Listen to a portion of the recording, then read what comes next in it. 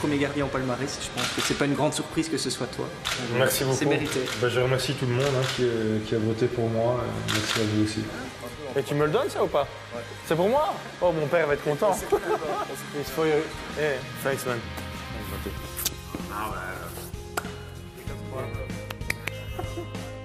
J'ai jamais rêvé en fait de devenir footballeur professionnel. C'est un concours de circonstances qui a fait que voilà, j'ai eu la chance de faire un stage avec la Louvière, avec Monsieur Pirsoul, quand la Louvière était encore en Division 2. Et à ce moment-là, la Louvière jouait le tour final pour monter en Division 1. Et j'ai eu de la chance parce que j'ai signé pour être en Division 2 et voilà, je me suis retrouvé en Division 1. Et ça a été assez vite après pour moi. J'ai appris avec Michel Pirsoul, il m'a formé. Et 2 ans après, ou 1 an et demi après, j'ai eu l'opportunité de jouer mon premier match parce que le premier gardien, il s'était blessé. Et j'ai joué donc un match avec Daniel Leclerc. Puis c'était son dernier match, malheureusement, on a perdu le match à Gand. J'y retourne ce samedi. C'était mon premier match, on a perdu là-bas 2-1, si mes souvenirs sont bons. Et puis Ariel Jacobs est arrivé.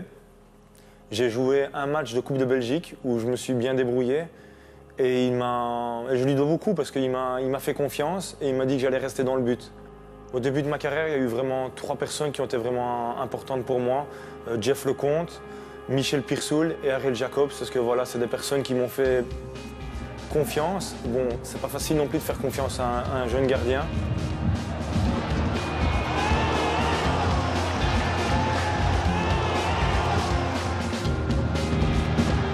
On a gagné la Coupe de Belgique, donc là, j'avais un sentiment d'avoir gagné la Coupe de Belgique avec la Louvière en étant à moitié inutile et en étant tout à fait utile avec Anderlecht.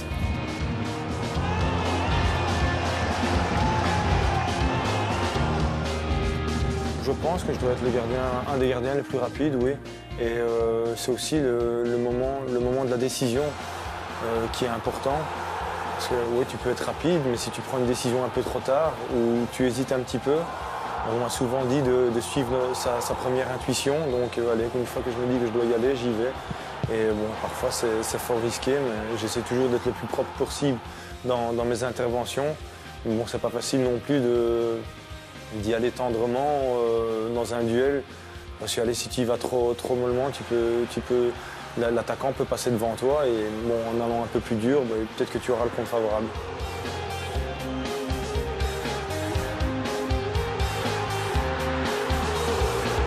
Mon parcours à Anderlecht a été un peu bizarre. Je suis arrivé ici, bon, un peu comme je l'ai expliqué avec la Louvière, où Daniel Zitka avait fait toute la préparation, donc j'arrivais un petit peu fin de préparation.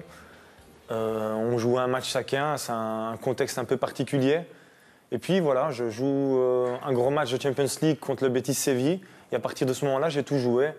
Et puis je me suis fait les ligaments croisés du genou, une grosse opération.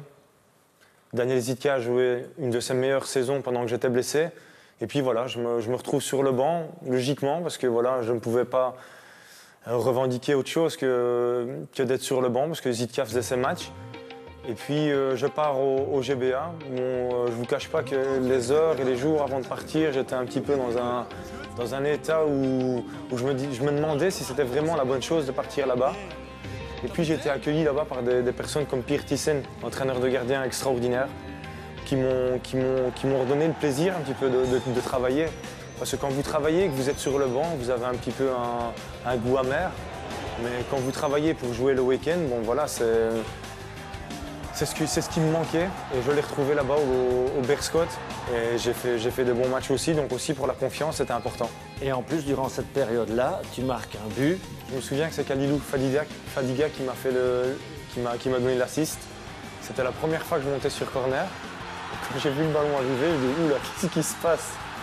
Et j'ai eu le bon coup de tête et qui a fait, bon, il faut un peu de chance aussi que je la mette parfaitement et que Jurgasevic soit battu.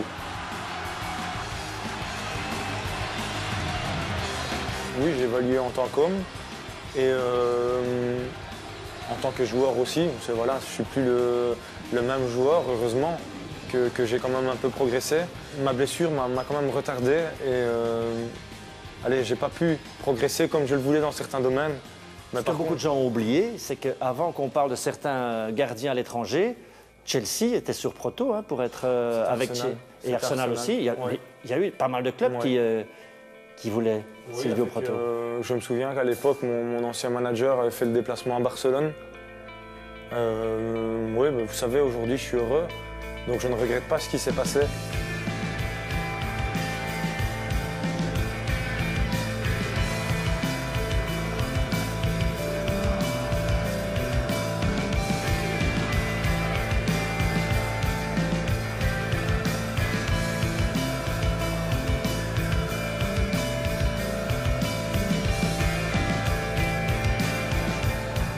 Je ne cache pas que, que le métier de footballeur, c'est un des métiers les plus beaux du monde. Il y a des sacrifices à faire, mais une fois qu'on y est habitué, c'est un train de vie. J'espère jouer le plus longtemps possible. Et tant que j'aurai la volonté et l'envie de le faire et que je me sens bien, j'essaierai de le faire le plus longtemps. J'adore la pression en fait.